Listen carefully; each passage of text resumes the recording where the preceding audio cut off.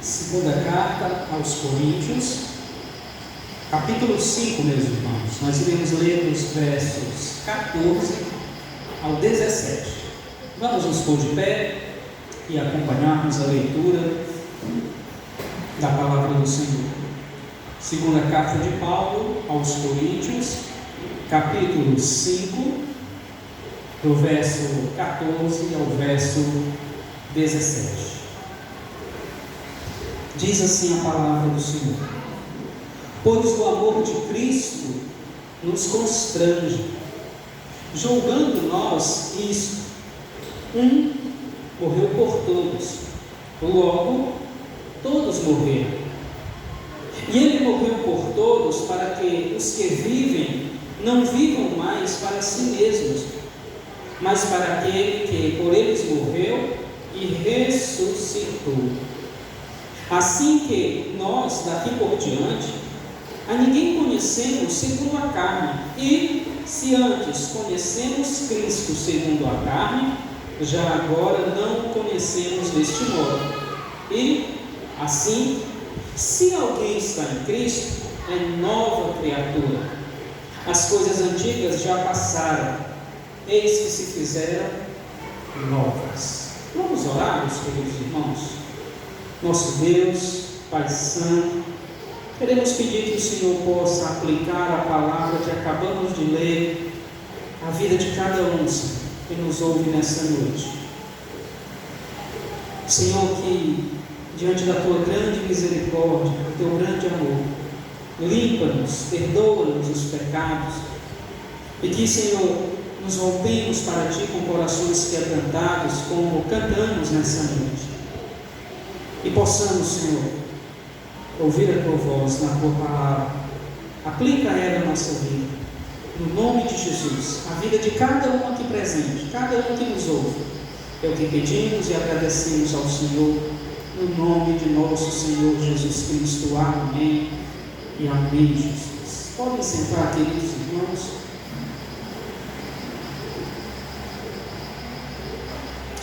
Meus amados irmãos, esse texto fala sobre mudanças, sobre reconciliação com o Senhor. E essa carta, meus irmãos, ela foi dirigida à igreja em Corinto. É a segunda, né? Temos a primeira, e essa segunda ela é dirigida àquela igreja que ficava em Corinto. E essa igreja, meus amados irmãos, era formada por irmãos gentios, pessoas simples, recém-convertidas, mas que passavam por problemas espirituais e morais também. Então, o apóstolo Paulo é o autor tanto da primeira quanto desta segunda carta, dirigida aos irmãos gentios lá em Corinto. E, meus amados irmãos, o apóstolo Paulo chegou a residir, a morar em Corinto cerca de 1 ano e meio. E a igreja de Corinto, ela tem algumas características. Por exemplo, era uma igreja rica em dons, porém pobre em doutrina, pobre no conhecimento do Senhor. Era uma igreja muito problemática. E o propósito do apóstolo Paulo, quando escreve a primeira, bem como a segunda carta, era, meus amados irmãos, combater a rebeldia, as divisões, a falta de amor que havia causada, ou que havia, por meio dessas pessoas, causado um grave prejuízo na igreja. Tudo isso, irmãos, a rebeldia, a divisão, a falta de amor que tinham sido causados pelo orgulho e pela presunção que havia em várias pessoas na igreja de Corinto. Essa igreja, por exemplo, meus irmãos, ela chegou a colocar em xeque, a questionar o apostolado de Paulo em seu ministério. Ela feria o coração do apóstolo. As coisas não iam nada bem nessa igreja, meus irmãos. E aí o apóstolo chega inclusive a escrever o que é chamado de a carta severa, onde ele escreve com lágrimas, capítulo 13, verso 1 a 13. E, meus irmãos, qual era a raiz dos problemas, dessa rebeldia, dessa falta de amor, das divisões que haviam nessa igreja? Estavam ali infiltrados alguns judaizantes. Quem eram os judaizantes? Judeus que não moravam em Jerusalém, moravam entre os gentios.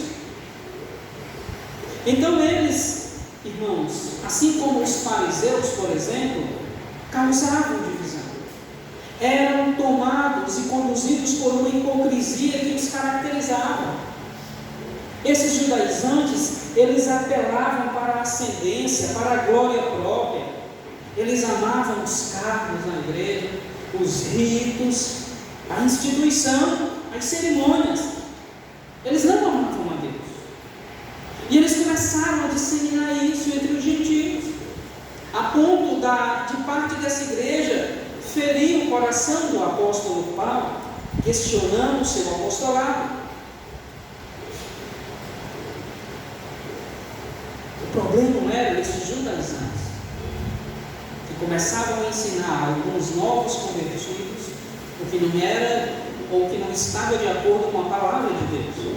Irmãos, essa segunda carta, possivelmente o apóstolo Paulo a escreveu a partir de Filipos, uma outra cidade entre os gentios, por volta dos anos 54 a 57, quando ele estava na sua segunda viagem missionária. Mas vamos lá, eu queria pedir que você acompanhasse aí no verso 14, que diz assim: pois o amor de Cristo nos constrange, julgando nós isto: um morreu por todos, logo todos morreram. Pois o amor de Cristo nos constrange. Que amor é esse que ele está falando, meus irmãos? O amor de Cristo, revelado na cruz por Paulo, por todos os cristãos, a morte amorosa e substitutiva de Jesus. Era disso que o apóstolo estava falando, e era o que motivava Paulo, meus irmãos, no seu serviço para o Senhor. Pois o amor de Cristo, esse amor revelado na cruz, nos constrange. O que é ser constrangido? O que é constranger? Constranger é sentir-se envergonhado, impedir movimentos, é coagir. Mas como entender essa frase, irmãos? Que o amor de Cristo nos causa uma certa vergonha. Ora, o apóstolo Paulo estava falando aqui, irmãos, do que Cristo havia feito por ele, do que Cristo já fez por nós. E dessa perspectiva, o amor dele nos constrange, porque entenda que há uma reciprocidade. O Senhor nos ama e nós o amamos.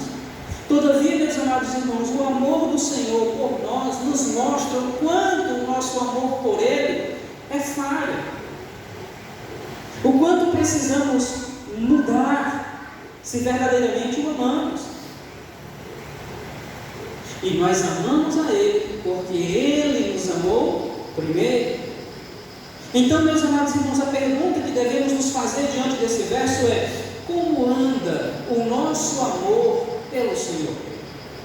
Irmãos, nós cuidamos daquilo que amamos, nós priorizamos aquilo que amamos, nós temos um certo cuidado, atenção, dedicação, respeito por aquilo que cativamos, por aquilo que amamos. Se o amor de Cristo nos constrange, irmãos, é porque nosso amor por Ele há muito ainda a ser aperfeiçoado. E essa responsabilidade de aperfeiçoá-lo é nossa. O Espírito Santo nos auxilia nisso.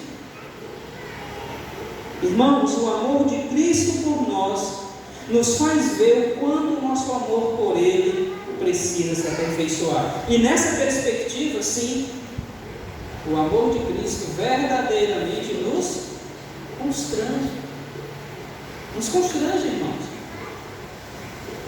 E meus irmãos, lembremos que o amor, ele torna indispensável algumas outras virtudes. O amor não vem sozinho, ele traz algumas virtudes com ele. Não tem como amarmos, irmãos, e continuarmos na mentira ou na falsidade. O amor, ele torna indispensável a verdade, a sinceridade, a justiça. O amor não se alegra com a injustiça. O amor não é invejoso. Não se porta com leviandade. Tudo sofre, tudo crê, tudo espera, tudo suporta. Esse é o amor padrão para a igreja, para o povo do Senhor. E quando andamos, irmãos, quando vivemos num mundo caracterizado pela mentira, pela falsidade, então nós temos um desafio. E quantas vezes somos tentados a seguir os padrões desse mundo? Mas o que nós aprendemos na palavra é que o amor de Cristo nos constrange, julgando nós que um morreu por todos, logo todos morreram. Um morreu por todos. Paulo está falando, a palavra está falando de Cristo. Por que Cristo morreu por nós? Por quê? Porque todos nós, irmãos, homens e mulheres, a partir de Adão e Eva, ou em Adão e Eva, nós caímos para além da nossa capacidade de se recuperar. Isso criou uma situação radical que jamais poderia ser remediada por nossas próprias forças, por nossos próprios recursos humanos, porque nós caímos para além da nossa capacidade de se levantar, de se recuperar.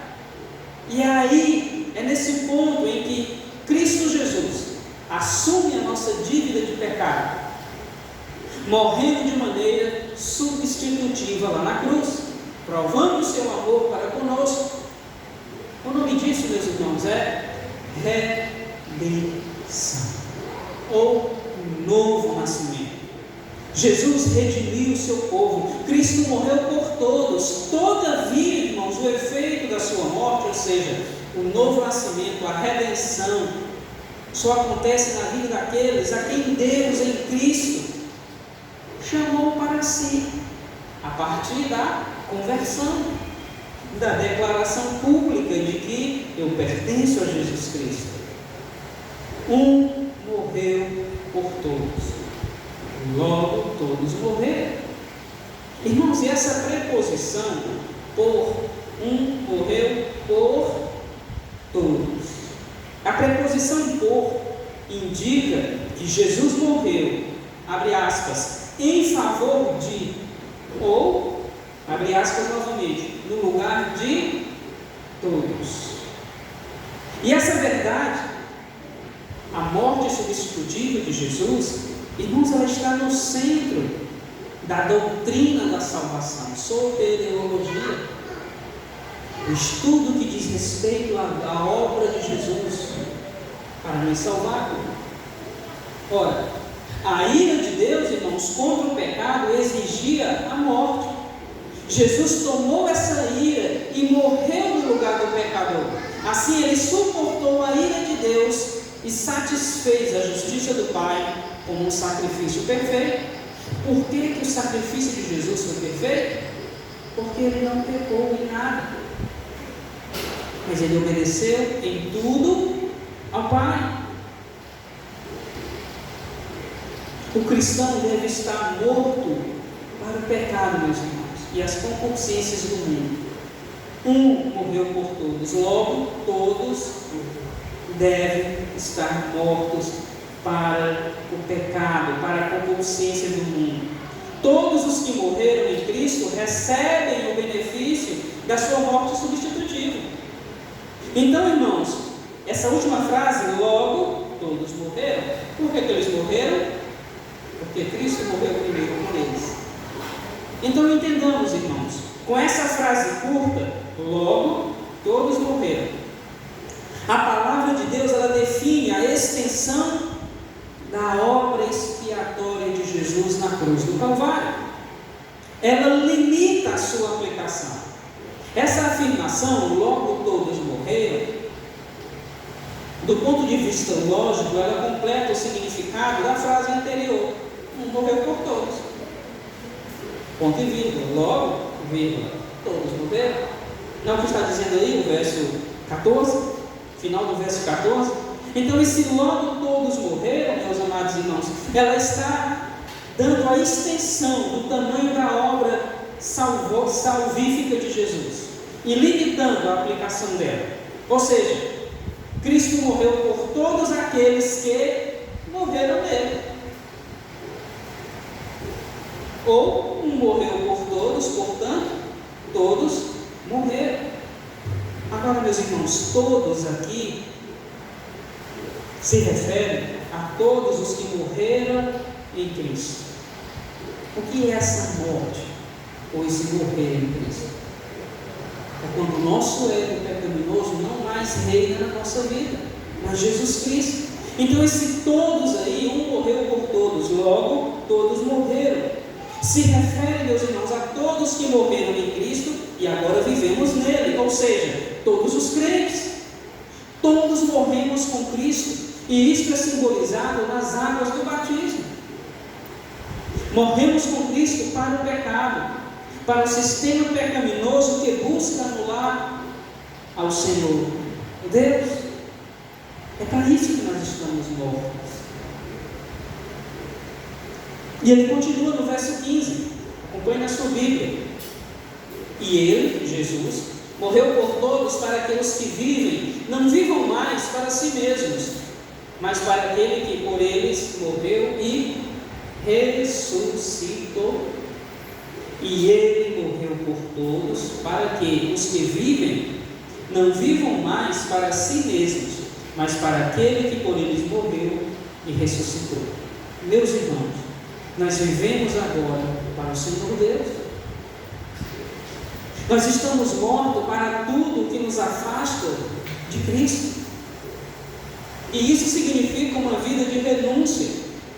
Renúncia do pecado, renúncia do nosso ego pecaminoso. Quem deve agora dirigir nossas vidas, nossas inclinações, nossos desejos e vontades, é o Evangelho, é a palavra de Deus. Nós temos uma natureza, irmãos, propensa ao pecado. Herdamos isso de Adão e Eva quando eles desobedecem ao Senhor. E essa natureza foi contaminada pelo pecado. Todos nós já nascemos debaixo de pecado. Nossas vontades, nossos desejos, nosso querer, o pecado entrou em tudo isso. A morte de Jesus Cristo na cruz, irmãos, proporciona ao cristão, ao crente verdadeiro, a habitação do Espírito Santo. E somente Ele, o Santo Espírito, é que pode nos ajudar a não vivermos mais para o mundo, para nós mesmos, mas para aquele que por nós morreu e ressuscitou. É o que o verso está ensinando, é o que o verso 15 nos diz aqui. Irmãos, com nossas próprias forças nós não vamos conseguir vencer o nosso eu, o nosso ego. Somente o Espírito Santo nos auxilia nessa luta entre os desejos pecaminosos da nossa carne e a vontade do Pai ou do Espírito que em nós habita. Para todos os cristãos genuínos, a morte deles em Cristo não é apenas a morte para o pecado, mas é também uma ressurreição para a nova vida de justiça. O apóstolo Paulo soube muito bem o que significa isso, a ponto dele dizer em Gálatas 2:20 que já não sou eu quem vive, mas Cristo vive em mim. Paulo estava morto para o pecado, para o mundo. Isso não quer dizer que ele não pecava mais. Sim, ele pecava, ele errava. Nós pecamos ainda, irmãos. Todavia não é mais o pecado que caracteriza a nossa vida. Nós não estamos mais acorrentados ao pecado de tal forma que todos os nossos desejos e vontades estão voltados para o pecado. O pecado não é mais o Senhor da nossa vida. Isso é o que nos diferencia. Nossa vida agora é de Jesus. O amor da nossa vida é o Senhor. Nós entendemos a sua obra de salvação. E agora, meus amados irmãos, vivemos para a glória dele. Pecamos. Às vezes falamos algo que não devia. Às vezes pensamos o que não agrada ao Senhor. E tantas outras coisas. Vemos algo que não diz respeito a nós. Mas o Espírito Santo sempre vai nos dizer: não é essa a vontade do Senhor. E é Ele quem vai nos dar força, irmãos, para vencer esse nosso ego, ou seja, a nossa natureza. E que possamos dizer, como a Escritura nos ensina: já não sou eu quem vive, mas Cristo vive em mim. Aí no verso 16, a palavra de Deus continua dizendo: assim que nós daqui por diante a ninguém conhecemos segundo a carne. E se antes conhecemos a Cristo segundo a carne, já agora não o conhecemos desse modo. Ou seja, meus amados irmãos, a palavra de Deus está enfatizando nesse verso 16 o julgamento e a percepção espirituais com relação à preocupação para com a vida e as situações que cada pessoa enfrenta. A experiência do amor de Cristo leva os crentes a deixarem de ver as outras pessoas segundo os padrões do mundo e os leva a crescerem em sua habilidade de perceber as outras pessoas da perspectiva do grande ato de Deus, da sua salvação em Cristo Jesus. É isso que ele está dizendo.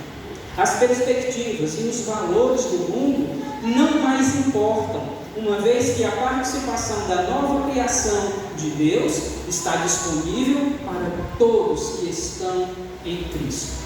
Meus irmãos, isso é o princípio de uma nova criação, ou de uma nova criatura. A partir do momento em que Cristo torna-se conhecido por nós na experiência, o que acontece? A nossa forma de ver as coisas, os acontecimentos, não são mais temperados pelo engano do mundo. Nossos valores, nossos princípios passam a ser norteados pela palavra de Deus, não pelo mundo, não pela cultura do nosso tempo, que muda, que é volátil.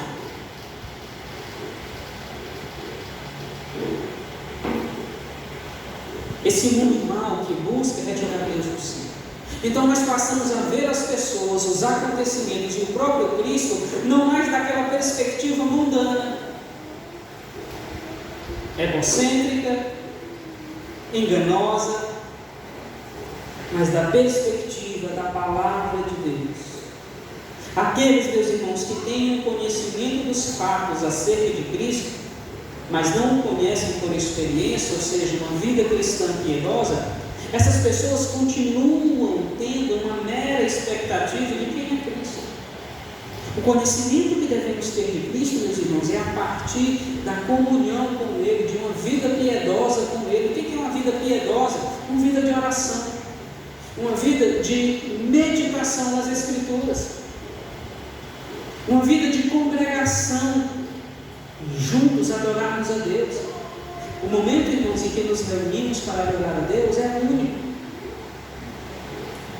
E o que nos motiva a vir ao templo e adorar o Senhor é o seu grande amor por nós, que nos constrange. É a grande obra que Ele já fez na nossa vida, a obra da salvação, que Ele há de fazer nos nossos familiares, que Ele há de fazer nos nossos vizinhos, e a partir de nós, como instrumentos, não como caminho, porque o caminho é Jesus. Meus amados irmãos, o que esse verso está nos dizendo é que a partir do momento em que Cristo se tornou conhecido por nós em experiência na nossa vida diária de comunhão com Ele, nós vemos os acontecimentos não mais conforme a cultura do nosso tempo. Tanta coisa hoje, meus amados irmãos, é tida como normal,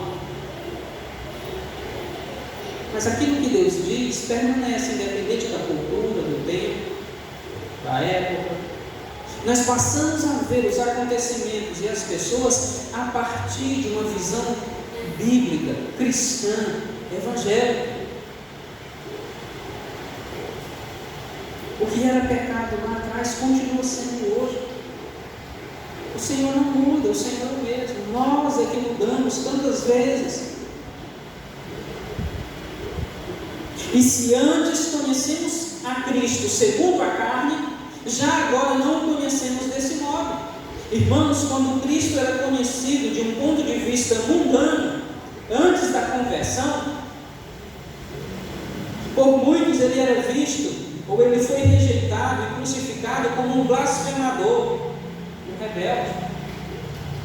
Porém, a partir do nosso encontro com Jesus, ou dele ter nos encontrado, na verdade, ter nos trago para si, entendemos que Cristo é verdadeiramente o Messias, o Filho de Deus, por meio do qual nós fomos salvos, por meio do qual nós fomos reconciliados com Deus, tragos para perto de Deus, quando estávamos longe dele.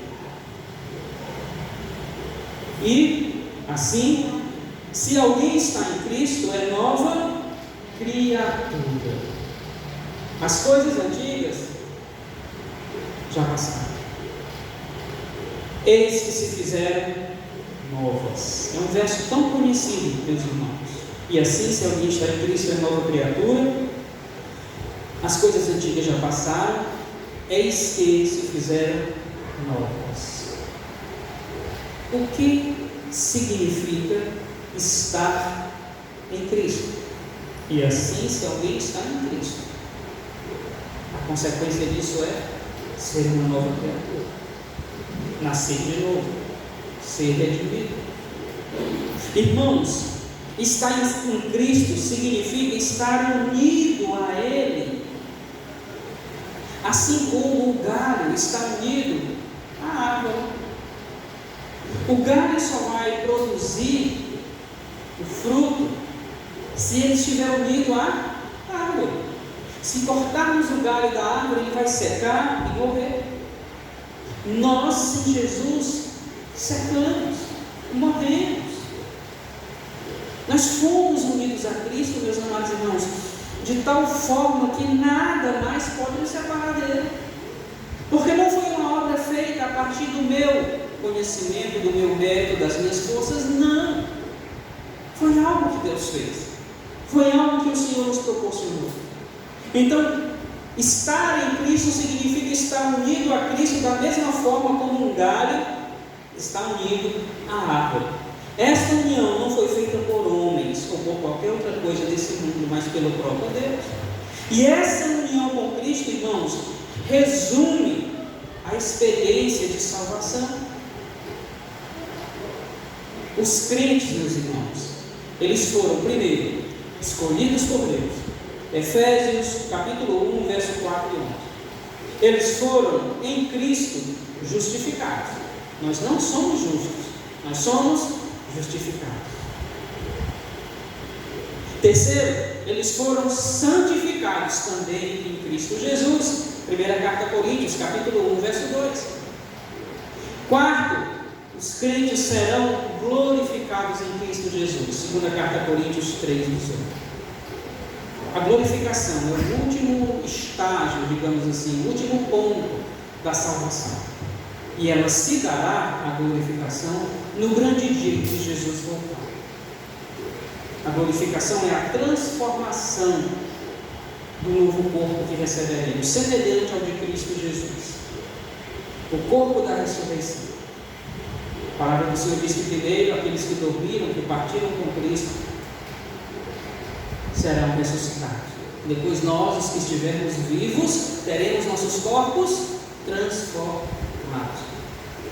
o pecado, aí sim, não vai existir mais. Participaremos da plena vida de Deus para nós. Participaremos da natureza de Jesus Cristo, vivendo total e plenamente para a sua glória. Então, meus amados irmãos, essa união com Cristo produz isso. E assim, se alguém está em Cristo, é nova criatura. Irmãos, a nova criatura representa ou significa a união do crente com Cristo. Diz respeito àquele que foi regenerado ou que nasceu de novo. Isso abrange o perdão dos pecados que aconteceu mediante a morte de nosso Senhor Jesus Cristo, morte substitutiva, porque a morte era para nós, a morte eterna. E Cristo na cruz sacrificou-se no nosso lugar. Então, meus amados irmãos, a união espiritual dos crentes com Cristo não é nada menos do que a participação nessa nova criação. Nós somos uma nova criação de Deus. A partir do momento da nossa conversão, nós passamos a pertencer a Deus. Há uma mudança geral na nossa vida. Nossas vontades, nossos desejos, nossos planos, nossas perspectivas. Tudo, meus amados irmãos, passa a centralizar-se em Cristo Jesus, o nosso Senhor. Essa união com Cristo, irmãos, essa nova criação, ou nova criatura, não anulou, todavia, a nossa natureza humana. Vamos lá no verso novamente? E assim, se alguém está em Cristo, é nova criatura. As coisas antigas passaram, eis que se fizeram novas. Irmãos, estarmos em Cristo, nascermos de novo, estarmos unidos a Ele, não anulou a nossa natureza pecaminosa, herdada de Adão. O Senhor Deus poderia ter arrancado a nossa natureza pecaminosa, não tem poder para isso. Ele é soberano, mas Ele não fez isso. Todavia, a responsabilidade, meus amados irmãos, de mortificar essa natureza pecaminosa é de cada crente. Não haveria como provar a reciprocidade do amor de Cristo para conosco, senão por meio dessa responsabilidade diante de Deus de mortificar a nossa carne, de não vivermos mais para os nossos próprios desejos e vontades, mas vivermos segundo a vontade de Deus, a palavra do Senhor. As coisas antigas já passaram, eis que se fizeram novas. Somos uma nova criação de Deus, e isso, irmãos, afetou drasticamente nossas vontades, nossos desejos, nosso querer. Mesmo diante de uma natureza pecaminosa, agora nós vivemos para a glória de Deus, e não mais segundo essa natureza. Não quer dizer que não pecamos, sim, ainda pecamos, mas não é mais a nossa natureza pecaminosa que nos domina, meus irmãos. Não somos mais dirigidos por aquilo que o mundo aponta. Não somos mais conduzidos pela concupiscência da carne, dos olhos, do coração. O Espírito Santo que passou a habitar em nós no momento do novo nascimento, em que nos convertemos a Cristo, é quem agora dirige nossa vida para a glória de Deus Pai. Ele é quem nos faz ser testemunhas de Jesus. Dirige nossa vida, conduz a cada um de nós no caminho. O Senhor da nossa vida, aquele a quem amamos acima de todas as coisas, é quem nos conduz, é quem nos dirige. Não vivemos mais, meus irmãos, para o nosso ego. Há uma mudança, irmãos, radical quando Jesus entra na nossa vida. Grande. Essa mudança atinge o âmago do nosso ser. E tal mudança só pode ser realizada por Ele, pelo próprio Cristo. que fomos unidos a Ele pelo Pai. Irmãos, depois que uma pessoa nasce de novo, que ela é redimida, regenerada em Cristo, os sistemas de valores, as prioridades, as crenças, as paixões, os planos passam a pertencer ao passado. O mal e o pecado ainda estão presentes, mas o cristão os vê a partir de uma nova perspectiva. E tanto o mal quanto o pecado não mais controlam, não mais ditam a vida do cristão, o que ele deve e o que não deve fazer. Quem agora diz o que ele deve e não deve fazer é a palavra, é o Evangelho, é Cristo Jesus. É isso, meus amados irmãos, o que esse verso está nos ensinando. E mais, a gramática grega indica que essa renovação, eis que se fizeram novas, as coisas antigas já passaram, eis que se fizeram novas. A gramática grega indica que essa renovação, meus irmãos, é uma condição de fato contínua. O que é isso? Cada vez mais, irmãos, devemos nos assemelhar, nos parecer com Cristo Jesus. É algo que cresce, não é algo que diminui, mas algo que avança, que continua.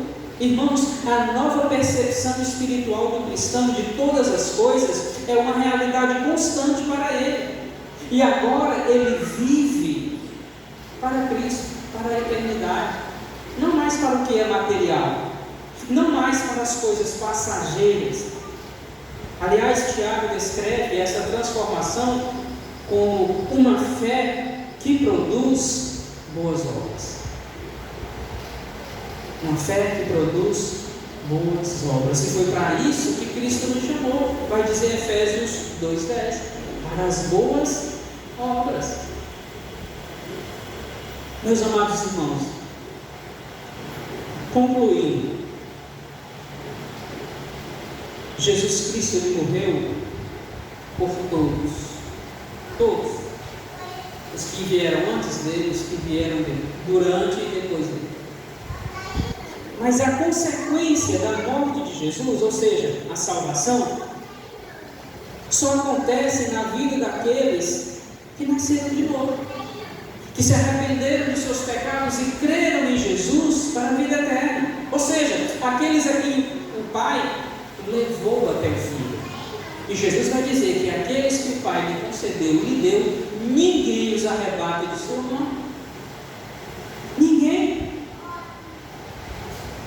Segundo, irmãos, essas pessoas que nasceram de novo são uma nova criatura, e elas morreram para tudo aquilo que é contrário à vontade de Deus. Elas não vivem mais em prol do que é contrário à vontade de Deus, mas vivem agora para Deus, para a glória de Deus, e vivem para o Senhor. Não vivem para si mesmos, mas para aquele que por eles morreu e ressuscitou. Terceiro, meus irmãos, os valores e os princípios. O que é valor? É aquilo que nós temos como ideal moral de vida. O que é princípio? É aquele que dirige nossa vida. É aquilo sobre o qual nós andamos, conduzimos nossa vida, nossa casa. Então, os valores e os princípios daqueles que nasceram de novo são moldados de acordo com o Evangelho, a palavra, porque foi a palavra que Deus deixou para nós, irmãos. O próprio Jesus disse: céus e terra passarão. Um dia tudo isso aqui, irmãos, vai passar, vai chegar ao fim. Eu e você vamos passar um dia. Todavia, a palavra do Senhor não há de passar, ela permanece, ela continua. Então é ela que tem que pautar os nossos valores e os nossos princípios nesse mundo, meus irmãos. Porque senão nós vamos começar a negociar a palavra de Deus. nós vamos começar a ser dirigidos pelo engano do mundo, da cultura, do nosso tempo, da pós-modernidade. Os valores e os princípios daqueles que nasceram de novo, eles são moldados de acordo com os valores e princípios do Evangelho. Essas pessoas não veem mais o mundo e o que nele há de uma perspectiva material, mas de uma perspectiva, de um ponto de vista bíblico, cristão. Por fim, meus amados irmãos, o ser nova criatura consiste em não apenas o perdão dos pecados e na mudança de endereço para os céus. Quando falamos em salvação, a gente pensa logo nisso, né? O Senhor me perdoou, eu vou morar no céu. Mas o ser nova criatura, o ser salvo, não é só isso. Consiste em muito mais. O Evangelho promete a participação dos verdadeiros crentes na natureza do próprio Cristo, em vivermos para a glória dele. Irmãos, o que dá sentido, razão à nossa vida, à nossa existência nesse mundo, é o Senhor. É o Senhor. As pessoas nos frustram, as pessoas nos decepcionam. Nós, quando atingimos aquilo que tanto queríamos, vemos que não era bem assim, ou não era tudo aquilo que nós esperávamos. Vaidades e vaidades. Mas o que dá a nós razão para prosseguir, para continuar, o que dá a nós sentido, meus amados irmãos, é Jesus Cristo, o que Ele já fez por nós, o seu grande amor revelado a nós na cruz. Que você nunca se esqueça disso, mas que você a cada dia se volte para o Senhor, numa vida de devoção, de confiança a Ele, porque somente Ele é que pode dar a nós motivos e razão para continuar, e nenhum outro a salvação, somente Ele. Deus é melhor do que suas bênçãos, nunca se esqueça disso. Vamos nos pôr de pé, vamos orar ao Senhor, meus amados irmãos.